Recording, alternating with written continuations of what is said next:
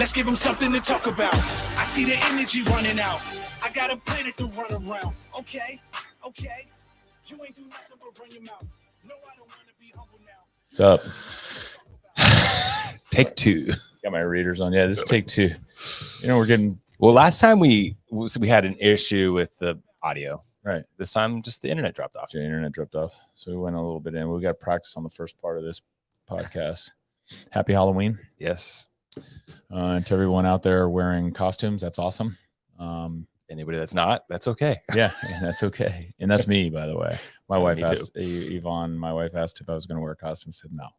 30 years of marriage, you know that I avoid costumes. It's fun. It's fun, especially for the kids. Yes. Oh, yeah, it's awesome for the kids. And when my daughter was trick-or-treating and all that stuff, I loved it. Yeah.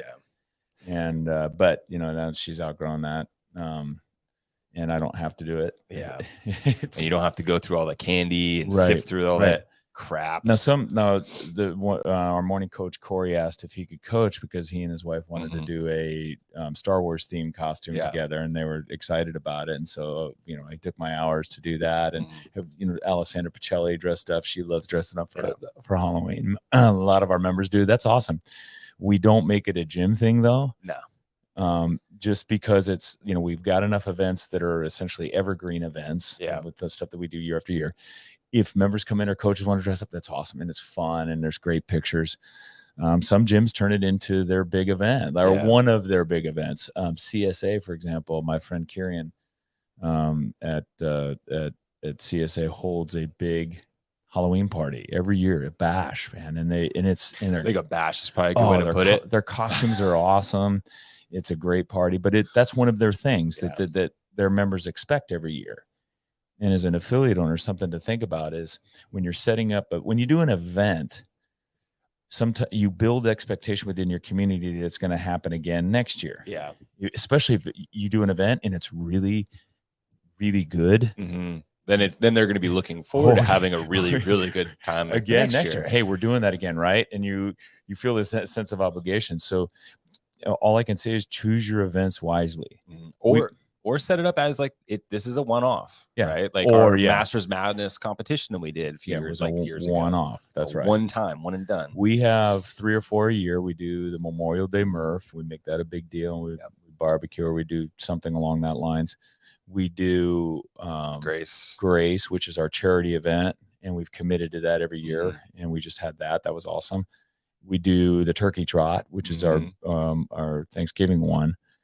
That's like the off-site one, though. Yeah, but it is still it's an. And then you said the event that we prep for the Friday Night Lights, and then the final open Friday night light. We're committed to doing Friday Night Lights events. Yeah, and that's it for Diablo. Yeah, because family obligations, everything, those events can be a burden on the owner of the gym. Those things take away from if you do a Halloween party, chances are you're probably not doing a Halloween party at home. That's a good point. It can take away. That's a really good point. I didn't consider that because a lot of the stuff that we do here in the gym, if you're here spending your time here, then you're taking your time away from the family, unless you're bringing your family into the mix. Well, you're right. Yeah, which is hard when you got little guys.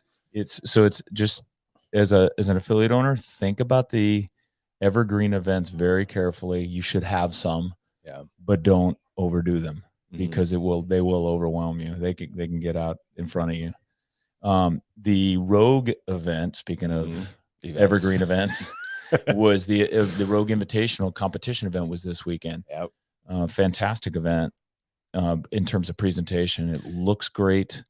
The equipment that they have out there is great. The fact they combine it with strongman, which I love because it introduces strongman to the CrossFit community and to a much bigger audience, I think, because strongman typically stays within the strongman community. I used to watch it on ESPN many years ago. It was awesome. But they've certainly sensationalized it and made them really display the amazing athleticism and amazing strength of those athletes, which is really cool. Anyway, big event. They also do a really good job with the broadcasting. I remember that last year. That's true. It was that was the one thing that really kind of stood out was their broadcasting was solid. Yeah, it is. They get some of our favorites at broadcasting. Yeah, Adrian Conway was there this year with Sean Woodland. Sean Woodland. So that was awesome. I read today that the prize money was 1.2 million. Total prize money 1.2 million for athletes. It's a lot for not the CrossFit Games. That is a lot. It's second only to the CrossFit Yeah. Games, but it gives you an idea of the amount of money that they're spending. If you and I have some familiarity with the cost of producing these events from our short careers in the Grid League, as a Grid League team owners and athlete for you, but it was it's very, very expensive to host and run these events, especially if you're doing media broadcasting with it. I'm estimating the total budget for something like this one, probably if prize money was 1.2 million, all the other costs, they're probably spending 2 million to 2.5 million. I'm guesstimating to host and produce just that to event. put it on. Yeah. And I also have a fairly good understanding of what the revenue generation is like. I can tell you it's not near that. Yeah. Well, especially with that big venue. I mean, like they were in a big baseball stadium. That's like that also is a huge expense. Yeah. And you don't rent it for the 3 days you're hosting the event. You have to rent it for the amount of time you have to set up and take down, break down. Yeah. Dead all of those days. Yeah. And all of that gets expensive. And then sometimes, with some of those events and venues, you have to use their labor. Oftentimes, and this is something I think some of the semifinal events found out, is you don't get concessions, which is the food and drink, which is in alcohol. Yeah. That goes right back to the venue, and that goes back to the venue. It's all union based. Yes. Right? Yeah. Well, and then there's labor in some states. There's union based labor. You for the people that are working the union, the facilities. That's right. Stuff. Yeah. And security, you have to pay for security. Yeah. Here's the other thing you usually don't get with those venues. Almost 90% of the time, you don't get parking. So that parking money that is generated, that goes to the event itself. Those venues make out in these things. Anyway, the point being in this is that Rogue is making an amazing contribution to CrossFit and to strongman community with this investment. And I'm confident that they're putting it down as marketing dollars that they would otherwise spend. All of the content that they get from that event, they get to use as evergreen stuff. Yeah, they get to use on an ongoing basis, and it sits up there, and they get YouTube views, and they get I'm sure they get revenue from it's guaranteed they get revenue from YouTube for those broadcasts. But it is content that helps them put their products on display in the best format possible with all of the best athletes in the world in those respective sports. So that's good, but that's a huge investment. But it also makes it works for Rogue, because Rogue is a company that benefits directly from all of that. Yeah. Everything that they had out there on the floor, you can probably buy, besides, I'm sure, the log. Yes.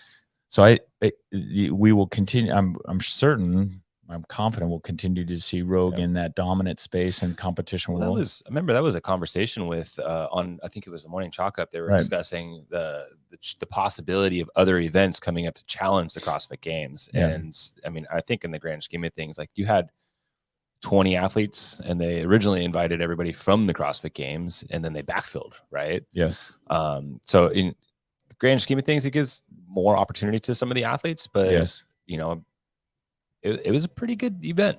I mean, overall it was to watch when you started watching the events. There were some long pauses in between each event, which is normal, but the events themselves were fun to watch. Yeah.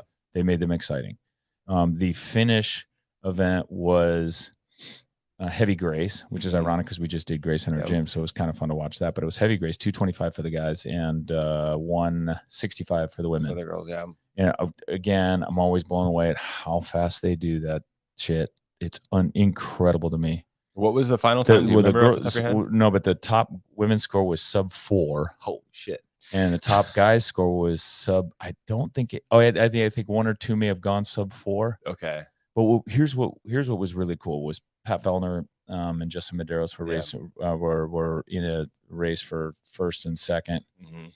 And on the overall point spread. On the overall point. Yeah. And they went into it in first and second, only about 15 points separated the two. And then they had this event, which is somewhat of a sprint. Yeah. What's great is Rogue had 3 sets of platforms. Mhm. So every 10 reps, Move forward. they moved to a new platform with a new barbell, same weight. Yeah. But it gave you an idea. You could see where you could see where they're at.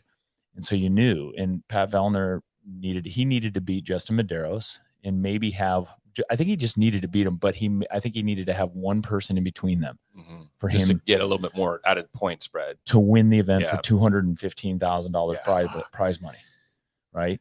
And he was on the last platform, the last set of 10. He got to that platform first, which was as exciting as hell. And he had 2 to 3 reps ahead of Justin Medeiros. Oh, so he did have some reps. He had some reps on him. Oh man.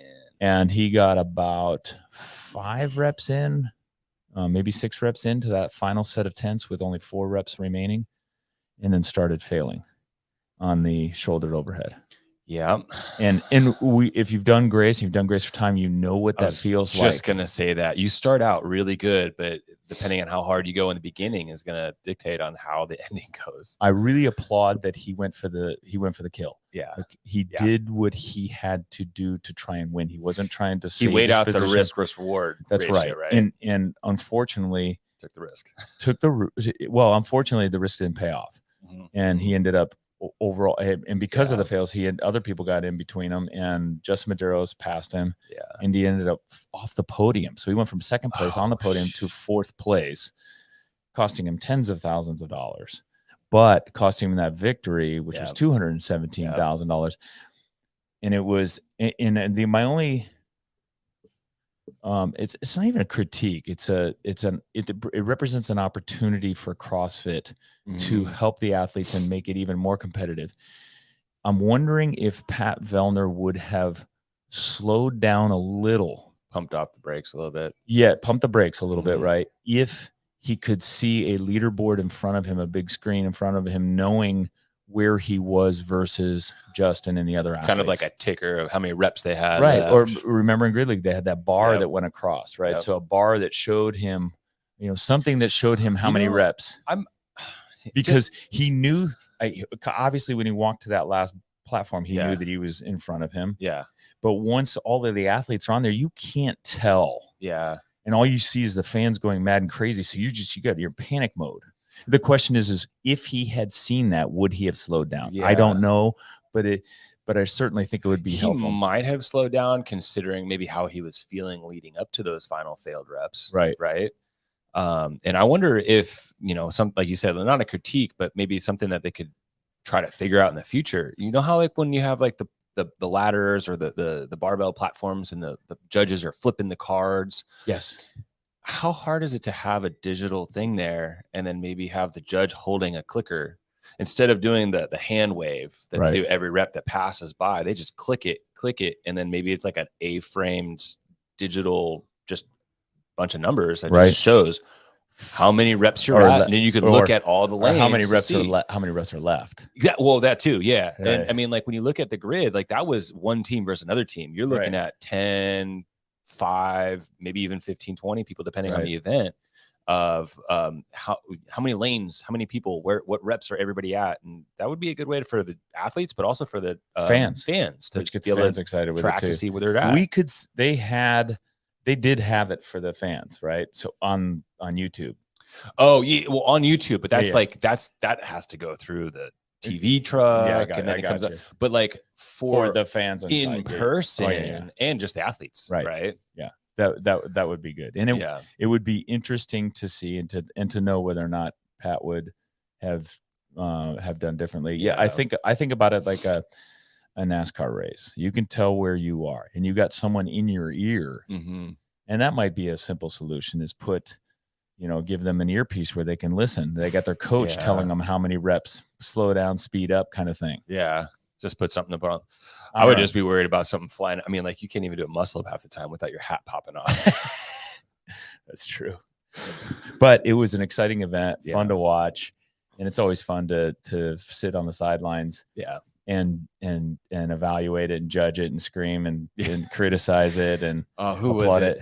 Just watching the dual event, right? Like, why'd you jump or why'd you drop the bag? All of it. It kind of goes back to like you talk shit about somebody that's playing football and it's like you're sitting there watching the TV and it's like yeah, you're nowhere near the athlete, but It's just it's enjoyable. It's enjoyable. I wouldn't have done it that way. Yeah. I would have done all. Why did you brace? You should have paced it out a little bit more. I would have done my muscle ups unbroken. You dummy. You suck. Yeah, I would have broken mine up. All of that is great. Which leads me to a cool product that we tested this weekend. Yeah. Which it tested it. It's called Lawnchair Leaderboard. Yeah. And you can go to that website, Lawnchair Leaderboard. I'm strongly encouraging Tyler Watkins, who owns this product and is testing it, to change the name of it. Only because I keep screwing up Lawnchair Leaderboard. Anyway, really cool. What it is it's essentially a fantasy CrossFit. So you think about fantasy football, fantasy baseball, but it's a little bit easier than that. It is. And we use the simple version, which is essentially all you do is go in, you choose the athletes you expect to win that event. Not even to win, but like you choose the athletes that you want to root for, or choose the athletes you think are going to score the most points. Yeah. Their positioning and the points that they earn on the leaderboard is what translates over to our leaderboard. Are the points that you get. Yeah. And accumulate. And so that was fun to do for all of the Rogue events. It was. I'm not a big sports fan, so I don't like, fantasy football, baseball, all that stuff. I'm just not into it. But this is one of those things where, I've been so involved in CrossFit and the games and athletes for so many years that it's like, oh, this fills that void, right? Like I can get involved with some component with friends outside of the actual games. Right. And I would be lying if I said I wasn't watching that leaderboard quite frequently to see where I was. Right. I wanted to see where my athletes fell out. And then it got me cheering for them and then pissed off at them when they didn't perform the way I wanted them. That's what I'm saying. Like, you suck. Why did you pace it out right? So Lawnchair Leaderboard, look for that one. I think that's going to be. Yeah, it was super fun. And I think that for future, we definitely got to do a draft. Yes. Because that was the one thing that kind of threw me off was like, I think all of us picked one athlete on one of those events. And if you have it, like it's just more intricate when you start thinking about running a draft. Well, right. And then you have one athlete that you can play 3 times. You got to really. Events are helpful to know ahead of time. Yeah, so they offer Lawnchair has the ability to do a full-on draft. So you would draft, and whoever's setting the tournament up decides how many athletes each participant gets. So how many athletes and how many times they can play those. And how many times they can play those athletes. Yeah. So you set it up. We could pick 6 athletes, male or female. You pick 6 athletes, and you can put criteria on that as well. And then you determine how many times each person is allowed to play those athletes. So then you have to be much more strategic. Yeah. That takes some advanced work. Like, so you have to have the draft ahead of time. What would be most helpful is knowing what the events are that they're going to be doing. It would be helpful. But I think at that point, it's like, if we did do a draft ahead of time and it's like, okay, well, I want so-and-so and you get so-and-so, I was going to pick them next. So then it kind of forces you to plan ahead. Right. And at the same time with, CrossFit and a lot of the events that we don't know ahead of time, if we have a set of athletes, maybe like you got somebody that you can kind of put off to the side and wait for a specific event that pops up, you just got to be close by to update your athlete. Right. In comparison to when the event gets actually announced. Right. And that's kind of what happened with you and me in the end. Right. So sometimes the events aren't announced. You just got to pay attention. The software allows you to select your athlete right up until the event start time. Yeah. So what you have to wait for as a participant in Lawnchair Leaderboarding, you got to wait for the event to be announced. Then you got to go in and make your athlete selection. Yeah. And so that's the part of the logistics of all of it. I would imagine that being, well, I guess with football, you set your play before the first game you have to starts, schedule, you have right? the whole schedule. That's true. That's true. Yeah. But so that's the challenge of it.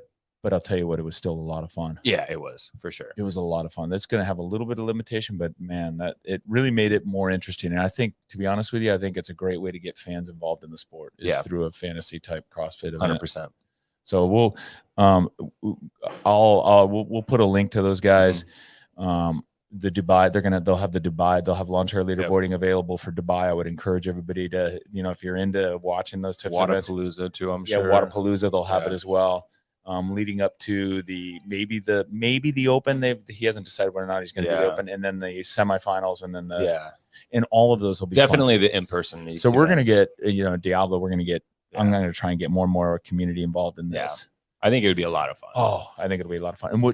And Tyler's talking about doing it at an affiliate level. So okay. So meaning we would be able to, within our affiliate, have a Lawnchair Leaderboard for the Open.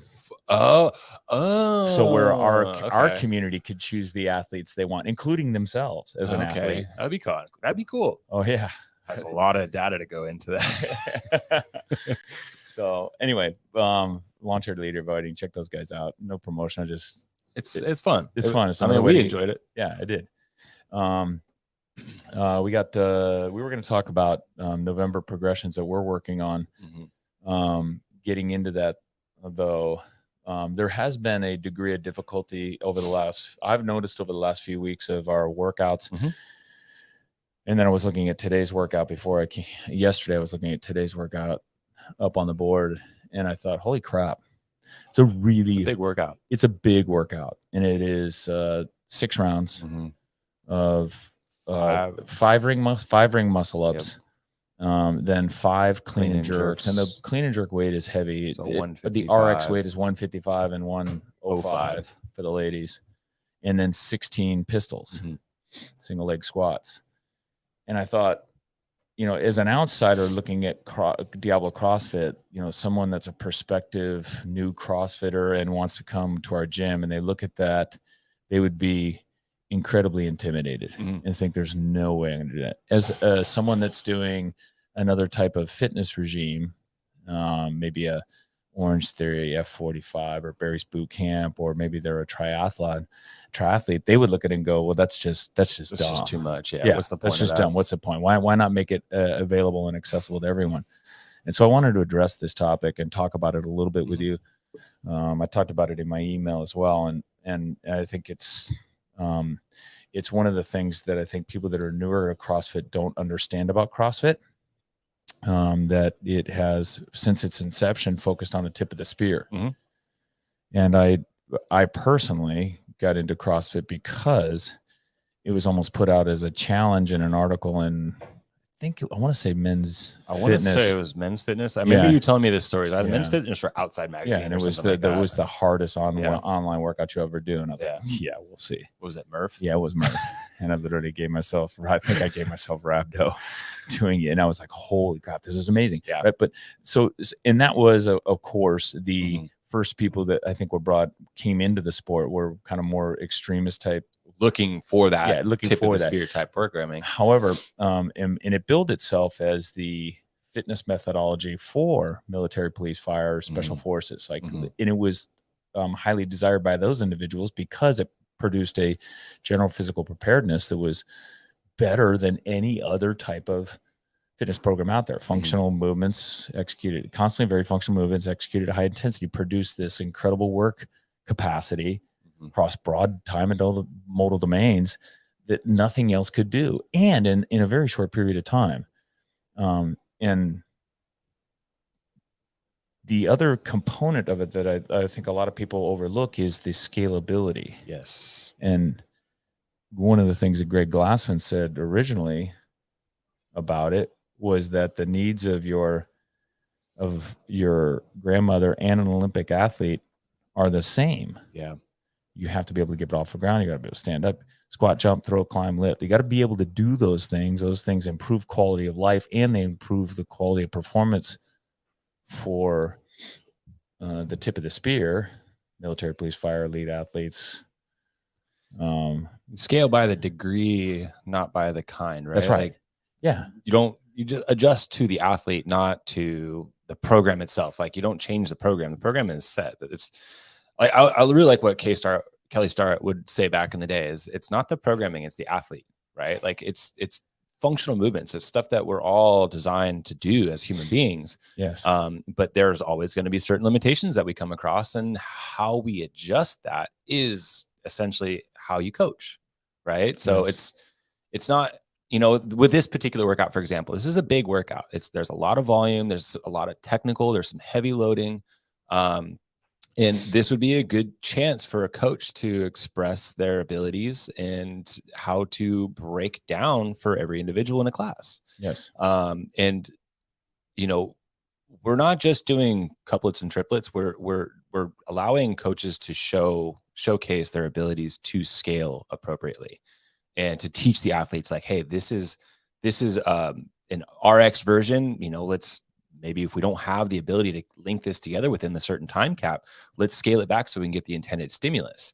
Because no matter how you scale it, you're going to be able to find that stimulus. That's right. So muscle up the stimulus is the pull with the lats and the biceps and the grip. So big transition, right? And then a turnover into a press of triceps and chest and shoulders.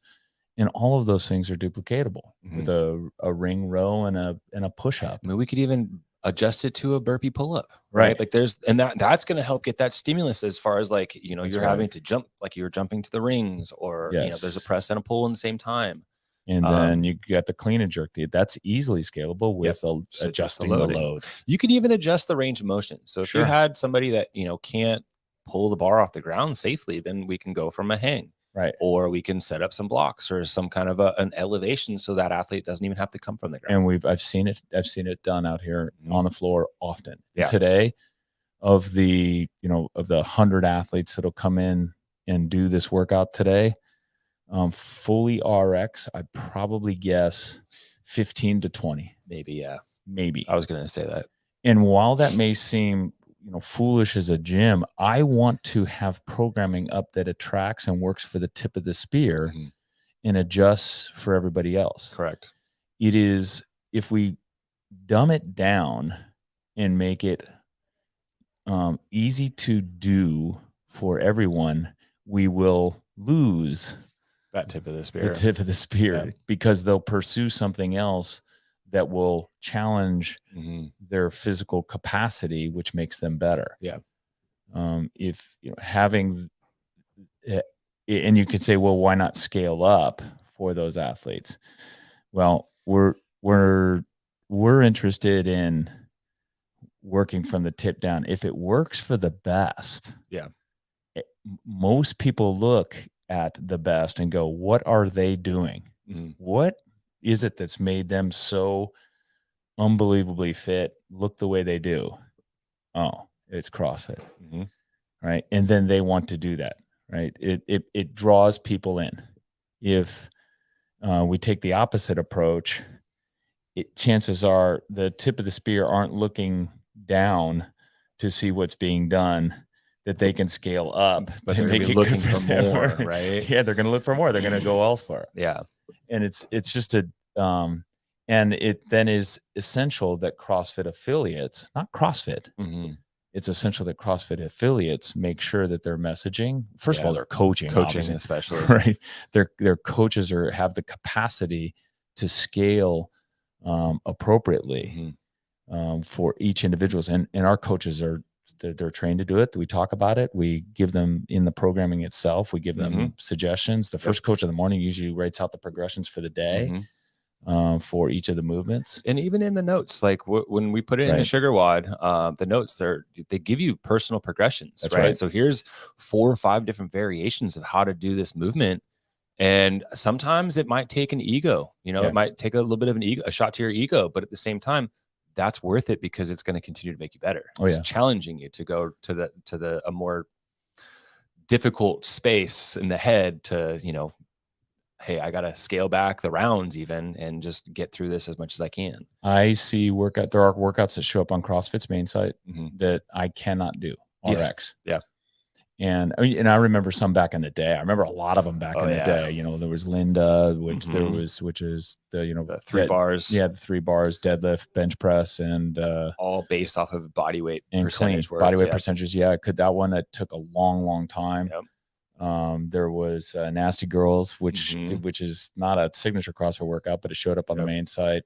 Couldn't do it. There's many of them, and I remember when I accomplished some of those ones that I thought I might never do, the feeling of the sense of satisfaction was just huge. Yeah. For a workout that's written on a website. But if it was a workout that was dumbed down, Yes. you wouldn't feel the same amount of satisfaction. No.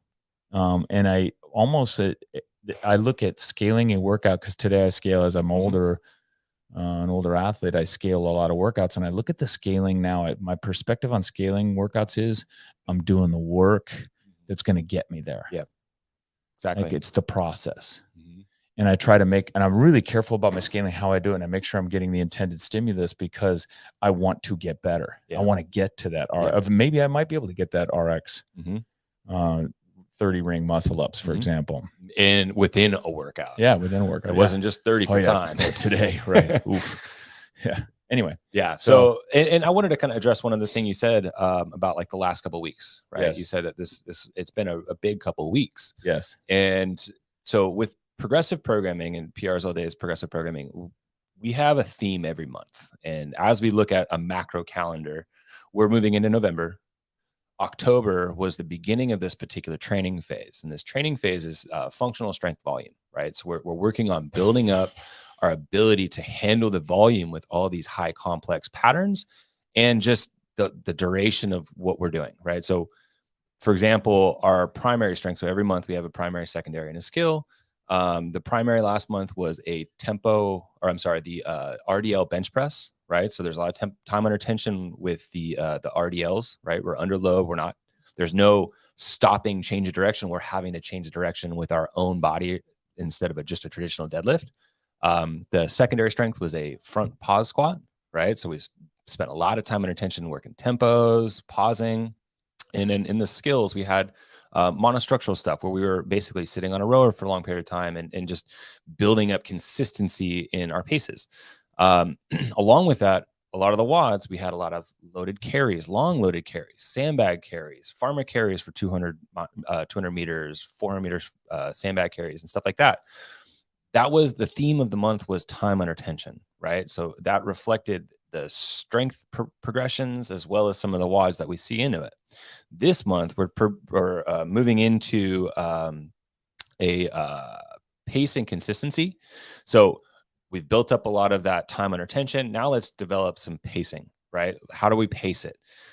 For our primary strength, we're transitioning from the pause front squat directly into a front squat. So we're just doing a linear progression. Our secondary strength is a deadlift, which is kind of building up off of last month's primary RDLs, right, which will then transition to December's primary strength. And then for the skill focus, we're spending some time in some handstands. So we're going to expose, we'll talk about this a little bit later. We're going to expose the freestanding handstand and kind of the progressions, right? We talk about programming for the tip of the spear.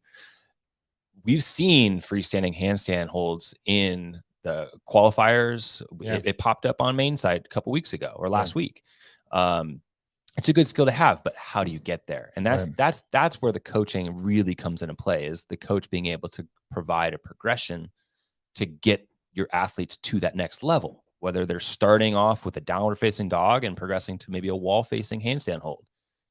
We have a progression for them to follow to help build them up, not just here, you can do this, let's just stay at this. Right. We want to challenge it. And then from there, we're going into some EMOMs that will end with some for time components. So it's going to be a fun little month of that. Yeah. It's, I love that we're out of the pause squats. Yeah. Holy crap. I know a lot of people are. Those were really hard. But I'm looking forward to, and a number of people said, we're doing these pause squats, 10-second hold pause squats. Are we going to be testing front squat? And I was like, yeah, I think we are. So it's nice to see us going into regular front squats. It's going to be interesting to watch people's progress through this month. I'm looking forward to it. Think of the range of motion that we're going to see. Well, that's right. Right. I mean, this whole last month, we spent time under tension as a theme, sitting in the bottom of the squat, opening up that bottom position, strengthening that bottom position. Now we're going to be able to apply a real power to it. And then into finishing the year, I think deadlift secondary, and then finishing the year in December with deadlift as primary. That's fun. That's just fun. Yeah, it's a great way to end the year. Oh yeah, everyone wants to know what they did. It's a great way to end the year, but at the same time, it's a true power strength, right? Yeah. It's challenging our central nervous system to pick up heavy weight, which then going into January, we're open prep. That's where we're at. We're going to be going into 6 weeks of just open prep, preparing for the CrossFit Open. Yeah. this month we're also doing on Thanksgiving Day. We're pulling together to do the turkey ruck. Yeah, and I would encourage all affiliates to do the same at your gym. Find a course, 3 miles, something like that, and tell them to get a backpack, put 20, 30 pounds in it, and come out and bring their family and friends and get together for an event. That make that one of your evergreen events. You won't regret it. Yeah, it's one of ours. I mean, we talk about kind of having the obligation to repeat an event. Yeah. That it's just like you don't really feel a passion for. Yeah. The turkey trot that we've been doing for however long I've been here. Yeah.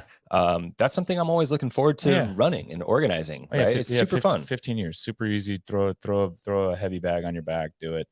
Bring coffee out there and meet the family and friends of your community. Yeah. So kind of cool way to promote your gym. Super fun.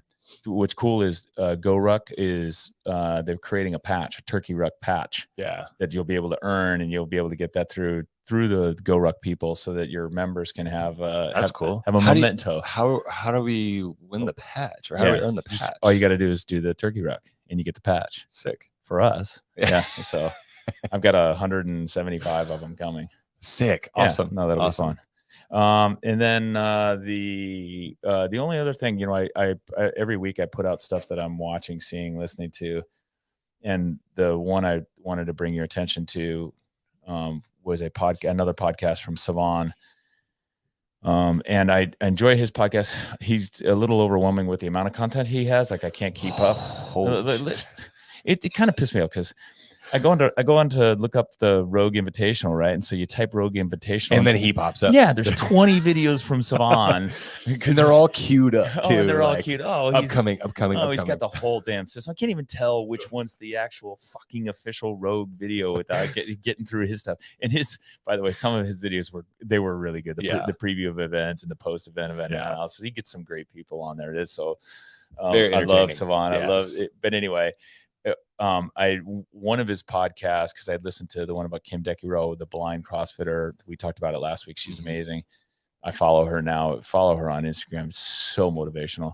But the podcast popped up that just automatically started playing in my car, and I was going to change it. I'm like, oh no, I'll listen to it. And it's with this guy, Chris, and his last name is Wark. Chris Wark, and Chris Wark wrote a book called Chris Beat Cancer. And Savan had him on to talk about his experience beating cancer. 40 years old with colon cancer, diagnosed with colon cancer, stage 3, 3.6 actually. And so he had a tumor that had to be surgically removed. And then of course they wanted him to do chemo and the whole process. And he said no. And he went, well, actually what he did is he ended up doing a whole bunch of research and decided that he was going through nutrition and preventative medicine, preventative naturopathic medicine, essentially try and heal himself. And he did. And it's fascinating as hell. And he did it through a raw vegetable diet, including a lot of juicing. And it was awesome because Savan prefaced the interview with, hey, look, I've had Paul Saladino on, we've done the carnivore diet, and we got a lot of, just to give you an idea of the audience here, we are very much about healthy eating, but we lean towards this. And Chris was great. He goes, yeah, that's great. It's awesome. I love being around people that are actively pursuing healthy nutrition. Yeah. And then went into his story, and it was fascinating as hell. And he breaks down the whole cancer treatment process from the experience of a patient and what he was receiving in terms of content from his doctor and from the hospital. And it was really sad. And the path that they put you on that's predetermined, and there's no discussion about nutrition. In the chemo treatments, he said they talk about how comfortable their couches are and all the snacks that they have while you get your chemo treatment. And he goes, and literally it's like 6 Snickers bars and are they sponsored by Snickers? I don't know, but it's really sad. And because of some of these things, there is research, there's direct connections between diet and cancer, and certainly obesity and cancer. Yep. Obesity is the second leading cause of cancer in this country. And so you listen to this story, and I'll tell you what, it was a huge kind of eye opener in terms of the raw food or eating raw fruits and vegetables, but also the process that's going on in our hospitals and treating people. this guy, and more importantly too, the one thing he talked about that Yvonne and I really enjoyed, and I'm going to share a lot of it with our daughter, is the mental aspect of it, staying positive. Yeah. The industry, hospitals and doctors, put you on a path of woe is you. Mm-hmm. You are a cancer patient. You've got cancer. They make you feel sorry for yourself. And there's no, and he said, look, there's two choices you basically have here. You can either, you can either decide to be, have a positive outlook on getting cancer, or you can have a negative. That's literally a choice. Like you can learn from it and grow from it, or you can, be depressed and pulled down by it. And he chose the opposite. He chose the former, be positive, uplifting, learn from it, share his experience so he can help others, that kind of thing. And that positive mental attitude and how he approached it, the positive side of it, and the mental meditation that he did throughout this process is awesome. Anyway, highly recommend the podcast because Sivan just pulls out all of the great data. He's really good at that, eliciting amazing responses. We have the link attached. So the YouTube for Sivan's podcast. Yeah, because you'll never find it in the, if you type Sivan podcast, you'll never find it. I mean, it was like 2 days ago, but it's still like 4 rows down because of all this other content. So we made it easy for you to find. Yeah, I see what he's doing in terms of getting an audience. Yeah. He's basically trying to overwhelm your YouTube channel so you can only watch fucking Sivan podcast. I was listening to it the other day and he was saying something like he was going to stop at like 500 videos or something like that. No, he's going way past it. He's going way past it. It's awesome. He's an amazing dude. But anyway, that's a great podcast. Yeah. That's my pick of the week for stuff. Anything else to talk about? No. The only thing we've got an event coming December 3rd. Team trial. We should mention that team trials. By the way, trials are our registration is live. Yeah. We will be releasing the workouts, starting to leak them out today. Yeah. Just go to Diablo CrossFit's website, and on our main menu, you see the link for teen trials right up at the top. That's the easiest thing. Yeah. Or you can find it on Instagram at teen_trials_2022. Yep. Yeah, I think if you Google it, it'll probably come up as the number one pick, hopefully. Anyway, check it out. If you got a teen that's doing some CrossFit, bring them. Yeah. They'll have an awesome time. Five age group categories, and we'll make it an awesome event, an awesome experience for these kids. Yeah, programming is coming out ahead of time so people can plan and practice. Yeah. So we'll have actually it's going to be a fun little final at the end of it, which we're going to be continuing to leak out some other patterns so kids can get some exposure to it. It's awesome. All right. Thanks, Jamie. Good week. Yeah. Thank you. Cheers. Happy Halloween. Yep.